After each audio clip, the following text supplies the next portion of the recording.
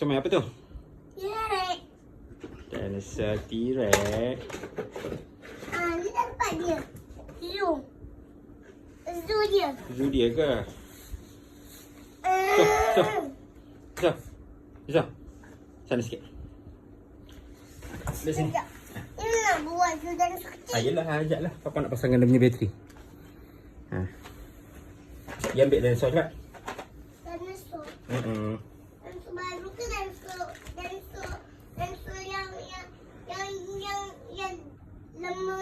yang lama beli tu? Tak kisah, ambil je. Cepat. Semua. Boleh. Ambil sikit-sikit dulu. Kita buat sikit-sikit dulu. Dah penuh nanti, dah siap nanti baru kita ambil sikit lagi. Yang ni je. Buat yang ni je. Cepat, susun. Kat zoo je. Boleh. Letak, susun.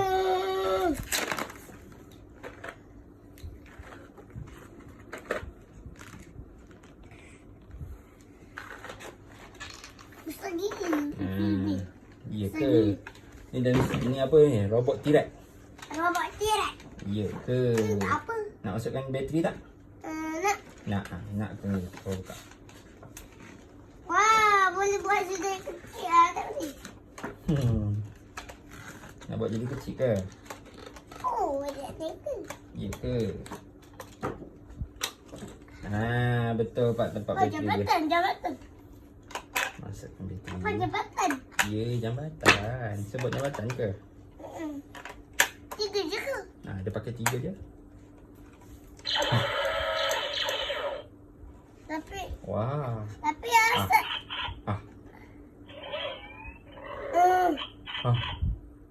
Bisa nganggarkan dia, bisa tutupkan mulut dia ada bunyi. Sekejap, Papa tutup dulu.